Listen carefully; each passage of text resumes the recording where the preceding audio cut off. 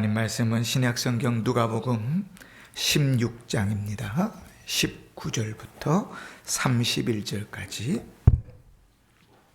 제가 봉독할 때 하나님의 음성을 들으시길 바랍니다.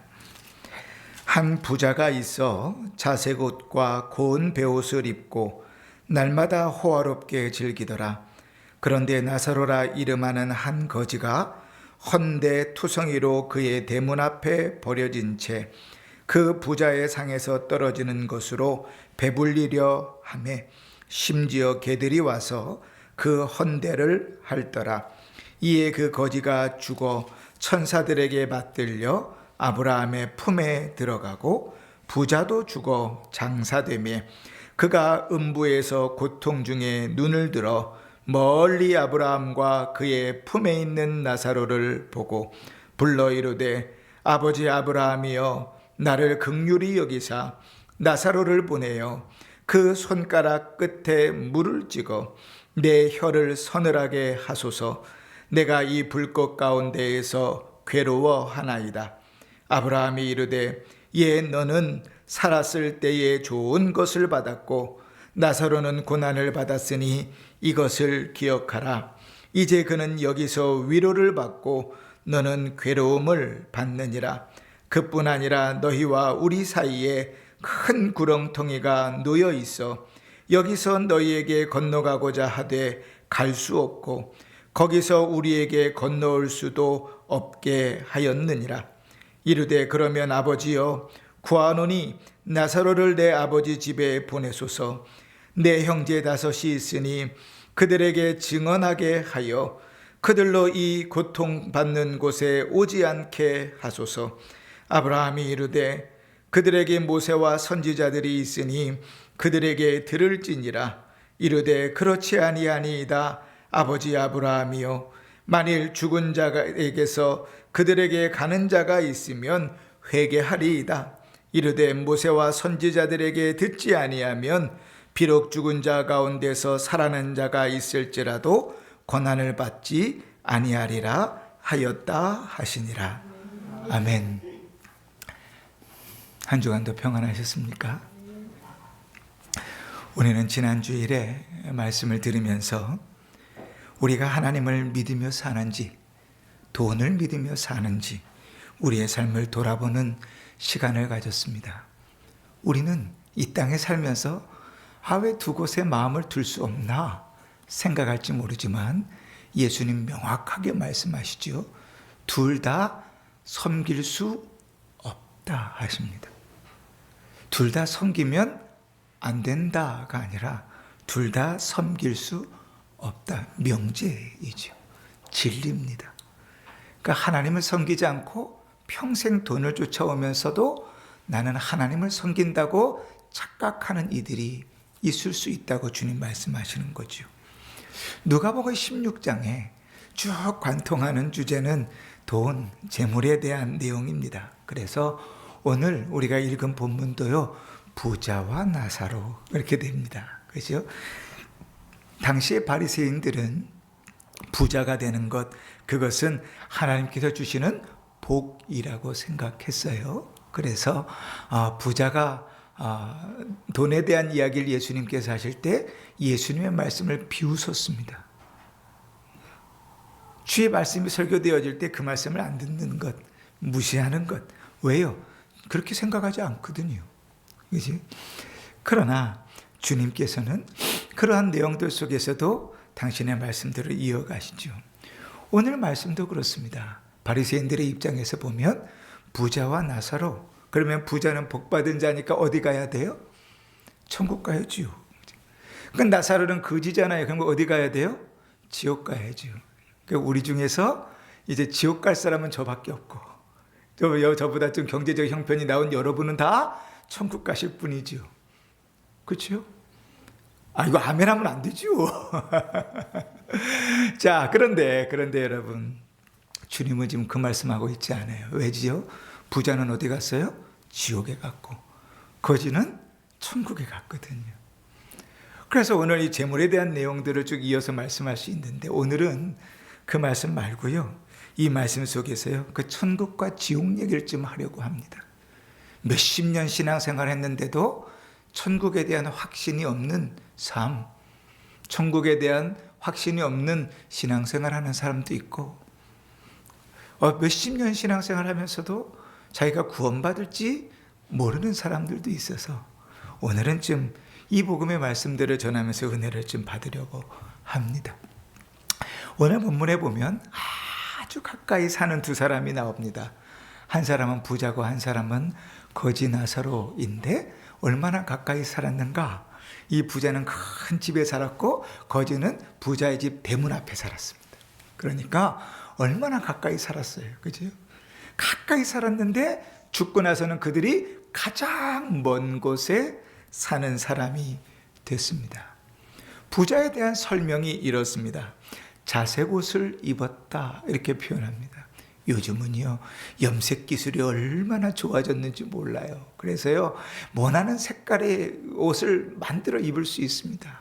그러니까 제가 참 속상한 건 이렇게 원하는 색깔의 옷들을 다 입을 수 있는데 이렇게 검은색 옷들만 좋아하시는지 모르겠어요. 특히 어르신들 밤에 다니실 때 좀 밝은색 옷을 입으시면 좋겠는데, 근데 당시에는요 조개를 가지고 자색 옷을 만드는 일은 대단히 어려웠습니다.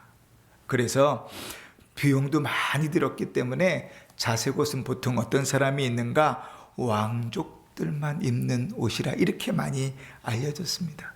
부자가 자색 옷을 입었다는 것은 돈이 어마어마하게 많다는 거예요.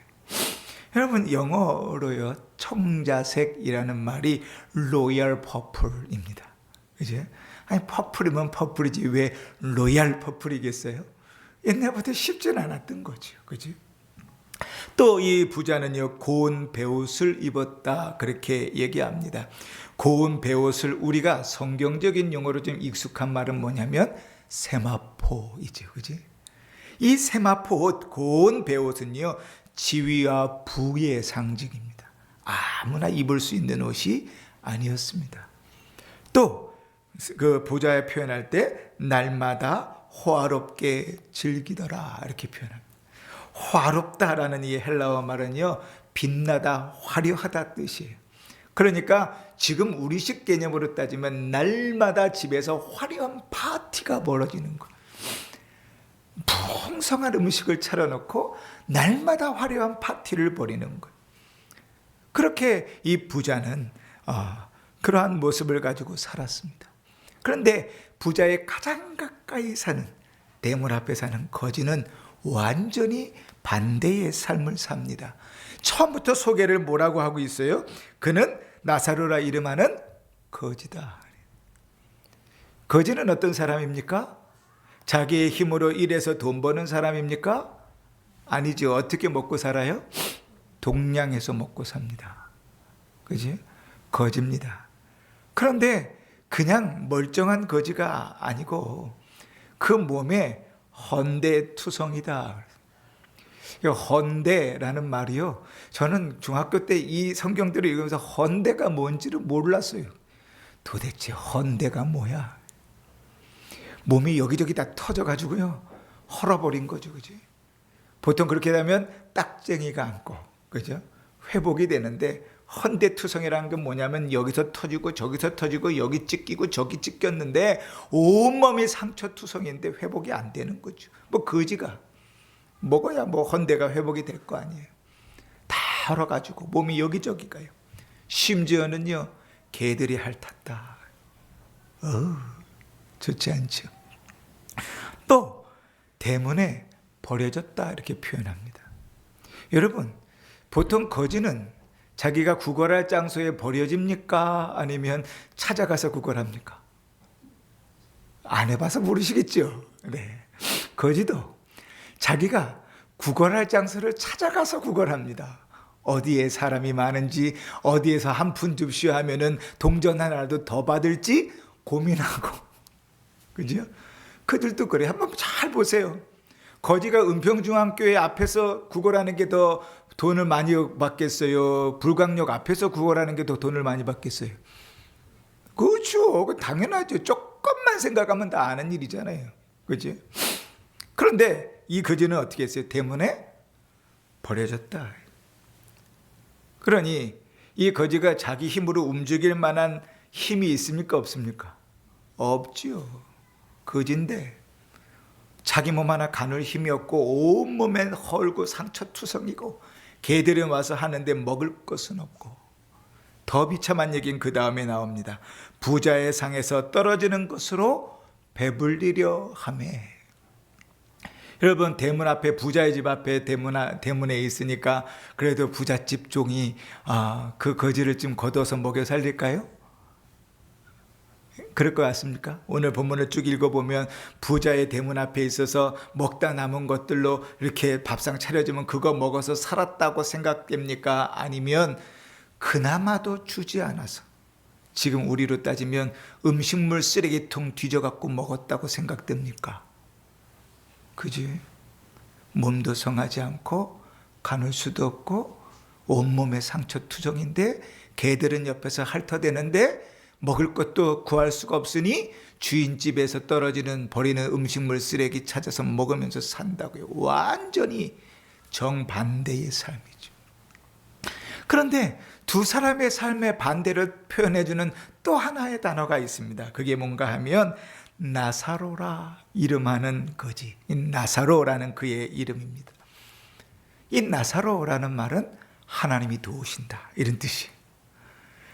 아니 거지가요, 온몸에 상처가 나고 먹을 것도 제대로 못 받아먹고 움직이는 것도 쉽지 않은 이 거지를 이름이 뭐예요? 하나님이 도우신다. 그 하나님 믿음만 합니까? 그 하나님 믿겠어요? 예수 믿는 길은 그런 길이야, 그렇게 사는 거야, 그러면 여러분 예수 믿겠습니까? 할렐루야 하고.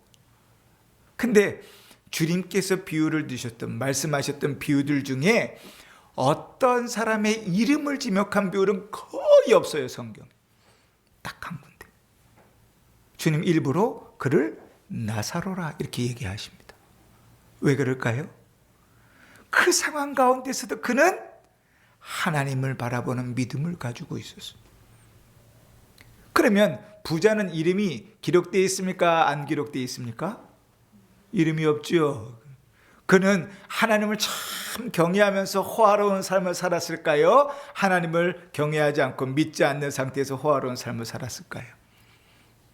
완전히 반대되는 두 경우입니다. 근데 이 땅에서 어떻게 살았든지 인생의 길을 다 가고 나면 그 끝에 종착역에서 맞닥뜨려야 되는 행선지는 딱 두 군데밖에 없습니다. 천국과 지옥입니다. 이 땅을 얼마나 오래 살았든지, 얼마나 짧게 살았든지, 이 땅을 화려하게 살았든지 거지로 살았든지, 이 땅의 인생을 다 끝나고 나서 마지막에 가는 행선지는 딱 두 군데밖에 없습니다. 천국과 지옥. 오늘 성경은 그 지옥을 음부라 이렇게 표현했고 천국을 아브라함의 품이라 그렇게 말씀했습니다. 세상 사람들도요 그렇게 생각합니다. 이 성경의 말씀들은 믿지 못하게 하려고 아주 교묘하게 바꿔놔요. 드라마만 봐도 윤회는 당연한 것이죠, 그지? 이 땅, 이 평생 살다가 잘 살면 다음 생에 좋게 태어나겠지. 이 땅에서 사는 삶들이 끝나고 나면 그 다음에 삶들도 있겠지. 세상 사람들도 그 정도는 생각합니다. 근데 성경은 아주 명확하게 얘기해요. 히브리서 9장에 한 번 죽는 것은 정하여진 것이요 그 후에는 심판이 있다고, 갈라진다고. 가는 행선지가 둘로 나뉘어집니다. 오늘 말씀에서 주님은요 천국에 대한 묘사는 거의 하지 않으십니다. 지옥에 대한 묘사를 아주 명확하게 하십니다. 오늘 세 가지를 좀 소개할 텐데, 첫 번째는요, 지옥은 물 한 방울의 긍휼도 없는 괴로운 곳입니다. 24절에 볼까요? 불러 이르되 아버지 아브라함이여 나를 긍휼히 여기사 나사로를 보내어 그 손가락 끝에 눌러 찍어 내 혀를 서늘하게 하소서. 내가 이 불꽃 가운데서 괴로워하나이다. 여러분, 성경의 지옥을 표현할 때 늘 자주 등장하는 지옥에 대한 묘사가 불과 고통입니다. 요한계시록 21장에 보면 불과 유황이 타는 곳이라 그랬고, 마태복음 25장에도 영원한 불에 들어갈 것이라 이렇게 말씀합니다. 그 괴로움은 이루 말할 수가 없죠. 성경은 분명히 지옥에 대해서 이야기합니다. 그리고 그 지옥에는 그 불로 뜨거운 가운데도 물 한 방울 튀겨지는 긍휼조차 없는 것이 지옥입니다. 여러분, 오해하지 마십시오. 아, 지옥은 불이구나, 그렇게만 생각할 것 아닙니다. 성경은 딱 우리 수준에서 주어진 거예요. 딱 우리 수준에서 주어졌습니다. 이따가도 얘기하겠지만 지옥 갔다 왔다는 사람들, 천국 갔다 왔던 사람들 얘기 들어보면 저는 참 속상해요. 성경을 너무 우습게 생각하는구나. 성경이 지옥을 불이라, 타는 유황이라, 꺼지지 않는 구덩이라 이렇게 표현하는 이유들은 뭡니까? 우리가 생각할 수 있는 가장 악한 것이 그것이기 때문이에요. 가장 나쁜 것. 지옥은 어떤 것이라고요? 우리가 무엇을 상상하든지 그 이상이라고. 그 이상. 지금 나사로는 뭐를 표현하고 있어요? 너무 불꽃 가운데 괴로워 죽겠는데 물 한 방울만이라도 있어도 위로가 되겠다는 거예요. 근데 그 은혜도 없다고요, 지옥은. 여러분, 지옥 가시길 원하십니까? 그 은혜도 없다고요. 진짜 지옥은 우리가 생각하는 그 이상이라고요. 오늘 성경은 그것을 표현하고 있어요. 하나님의 은혜와 자비가 전혀 없는 것. 우리가 이 땅을 살아가면서 그렇게 살만한 것은, 힘들고 어렵고 괴로운 인생을 살지만 살만한 것은 그래도 하나님의 은혜가 있기 때문이죠. 근데 지옥인 주의 은혜가 물 한 방울만큼도 없어요. 여러분, 찌는 듯이 뜨거운 더위에 놓여본 적이 있습니까? 그 뜨거운 더위에 물 한 방울이 무슨 위로가 되겠어요? 없는 것보단 나을지도 모르지만, 그지요? 아무런 위로가 안 될 거예요. 그런데 그 물 한 방울의 위로조차도 없는 그것이 지옥이라. 두 번째 지옥을 뭐라고 표현하고 있냐면, 지옥은 삶의 보응이라 이렇게 표현합니다. 오늘 25절에 보면 아브라함이 이르되 예 너는 살았을 때 좋은 것을 받았고 나사로는 고난을 받았으니 이것을 기억하라. 이 말씀을 오해하면 안 됩니다. 이 땅에서 부자로 살면, 잘 살면 지옥에 가고, 이 땅에서 참 가난하고 힘들고 어렵게 살면 천국에 가는구나, 그런 이야기를 하는 게 아닙니다. 오해를 하면 안 됩니다. 우리의 구원은 오직 무엇으로 있어요? 예수 그리스도로 말미암아 이루어진 것입니다. 이 땅의 삶이 어떠하든지 그리스도의 대속으로 말미암아 우리가 의로워진 것입니다. 예수를 믿음으로 말미암아 이 땅을 살아가는 우리가 그러면 죄를 안 짓고 사나요? 거짓말 안 합니까? 상처 안 줍니까? 사기 안 칩니까? 크고 작은 많은 것들 하면서 우리는요, 그 정도, 이 정도는 다 하고 사는 건데 이러고 덮지요. 그럼에도 불구하고 우리가 천국 갈 수 있는 이유는 뭘까요? 우리의 그 죄악과 의로움을 그리스도께서 덮으사 우리를 의롭게 하시는 거죠. 그러면 부자의 삶, 그 죄악된 삶 가운데 뭐가 빠졌습니까? 그리스도의 은혜, 하나님의 은혜가 빠졌죠. 주의 은혜가 빠진 삶의 그 결과를 그대로 그가 지옥에서 받는 것이죠. 그래서 성경은 죄의 싹은 뭐라고요? 사망이라고요. 피할 수 없는 길이에요. 우리 중에 아무도 그 죄의 대가로서의 사망을 피해갈 수가 없어요. 아무리 교회 생활 열심히 하고 아무리 헌금 많이 내고 아무리 기도 생활 많이 해도 그 죄에서 피할 수 없어요. 죄의 삭은 반드시 죽는 것이거든요. 그런데 그 뒤에 이런 말씀이 있습니다. 하나님의 은사는 그리스도 예수 우리 주 안에 있는 영생이라. 그 죄를, 사망은 그 죄를 그리스도께서 덮어주시는 것이죠. 이 땅을 살아가면서 이 부자는요, 그 악한 삶들을 살아가면서 그리스도의 덮어주시는 은혜를 누리지 못했어요. 이 땅을 살아가면서 주의 말씀을 듣지 못했어요. 이 땅을 살아가면서 하나님의 긍휼의 은혜 가운데서 벗어나지 못했어요. 계속 죄의 죄를 덮으면서 삽니다. 그리고 이 말씀은 자연스럽게 이렇게 연결되어져요. 그러나 안타까운 것은 지금밖에 없다. 지금밖에 없다. 내가 주어서 지옥에 가느냐 천국에 가느냐를 결정하는 길은 지금밖에 없다. 여러분, 이 말씀도 오해하면 안 돼요. 우리가 선하게 살았는데 왜 지옥 가야 됩니까?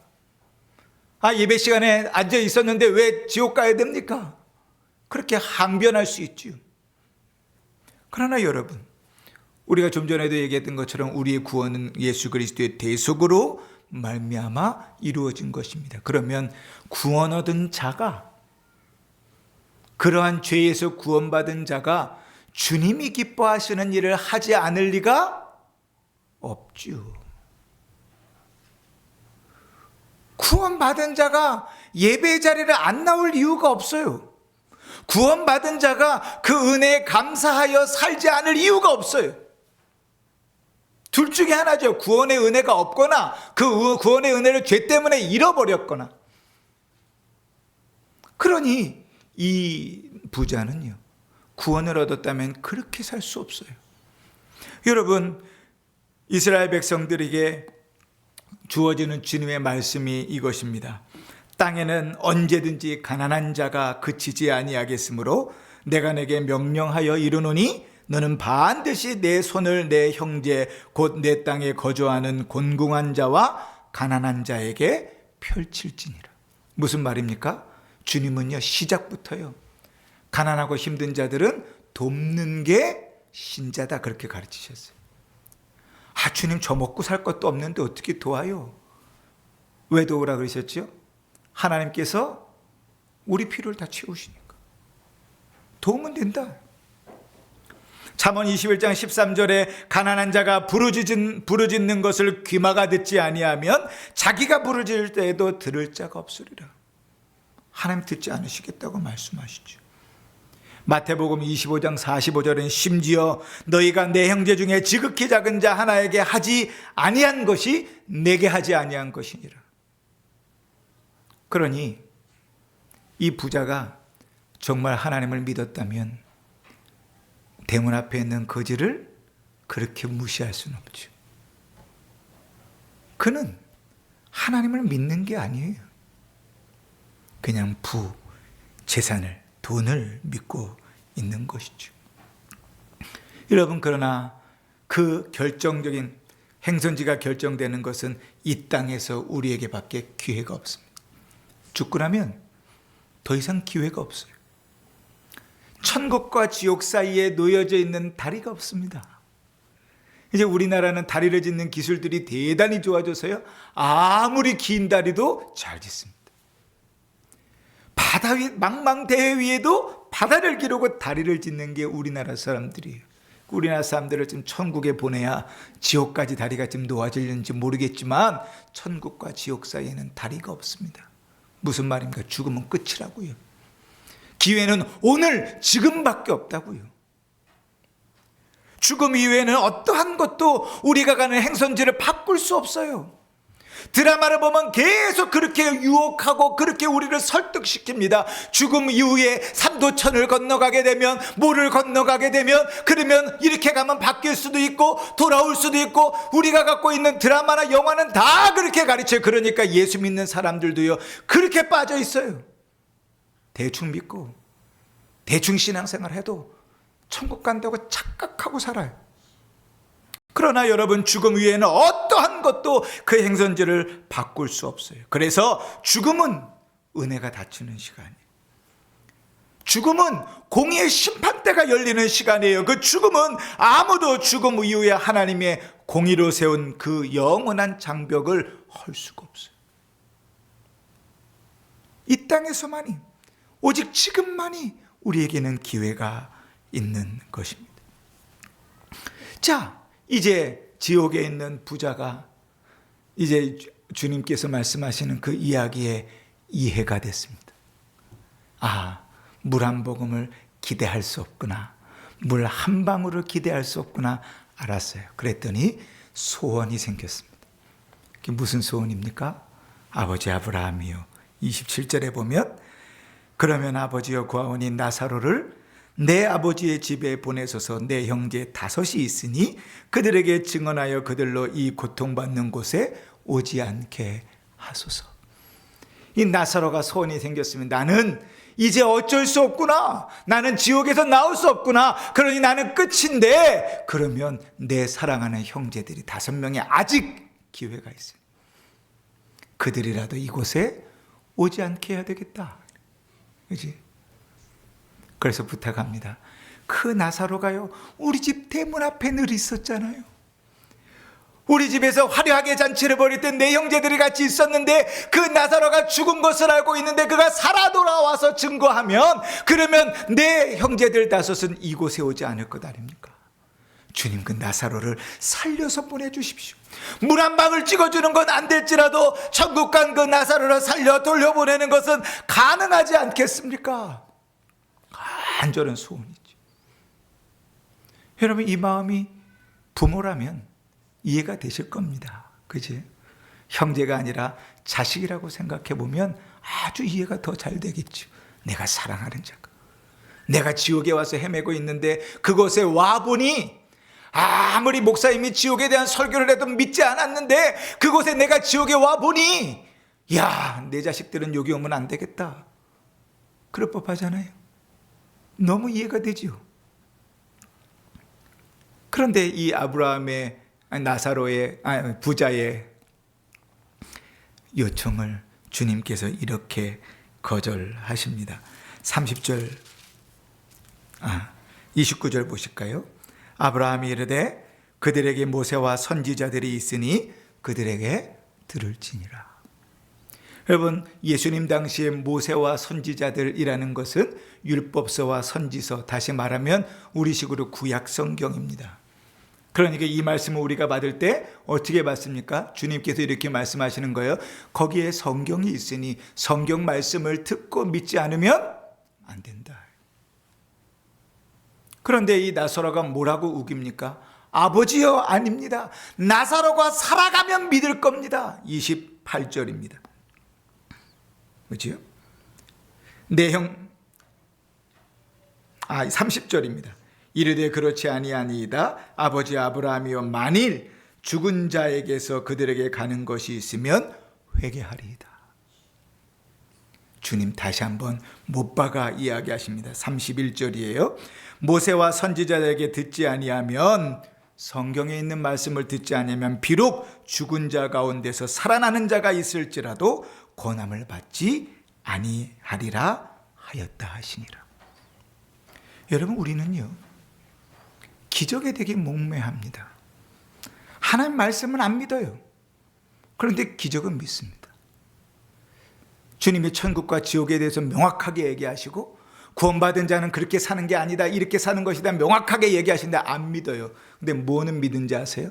죽었다가 살아나서 내가 천국에 갔더니, 내가 지옥에 갔더니 그건 믿어요. 그런데 그게 얼마나 심각한 문제인지 몰라요. 인터넷에 보면 임사체험했다는 사람들이 전 세계적으로 많습니다. 우리나라에도 기독교 서적에 보면 책에 봐도 그런 것들이 많아요. 그런데 사탄이 그걸 얼마나 악용하고 사용하는지 몰라요. 여러분, 우리는요, 아니 저 사람이 죽었다가 가서 보고 왔대, 저 사람이 죽었다가 지옥에 갔다 왔대, 저 사람이 들었대, 그러면 되게 놀랍잖아요. 그런데 주님 명확하게 얘기하세요. 성경 말씀으로 믿지 않는 자가 죽었다가 갔다 왔다고 믿는 경우는 없다. 성경 말씀으로 천국과 지옥을 믿지 않는 자가 죽었다가 살아나서 천국이 있어요, 지옥이 있어요 라고 이야기하는 것으로 구원받는 자는 없다고 주님 명확하게 얘기하시는 거예요. 모세와 선지자들에게 듣지 아니하면 비록 죽은 자 가운데서 살아나는 자가 있을지라도 권함을 받지 아니하리라. 그럼 무슨 얘기입니까? 사단은 교묘하게 쓰는 거죠. 야, 성경에 천국과 지옥이 있잖아. 성경으로 안 믿어도 뭘 믿어? 내 말은 믿어야지. 그 얘기 무슨 얘기인지 아십니까? 성경은 하나님 말씀 믿을 것이 안 돼. 내가 갔다 왔으니까 내 말을 믿어. 하나님의 말씀을 무시해버리는 거죠. 주의 말씀의 권위가 없어져 버리는 것이죠. 뭐가 더 중요한 권위입니까? 누군가가 경험한 건, 내가 경험한 건, 내가 본 건, 내가 들은 것이 하나님 말씀보다 훨씬 더 진리인 거예요. 사단은 그렇게 하나님의 말씀을 흔들어 놓습니다.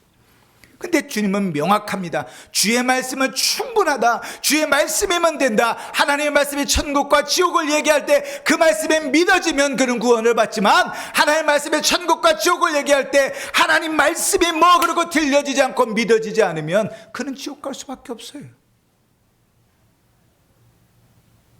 하나님의 말씀이 우리에게 믿음을 줍니다.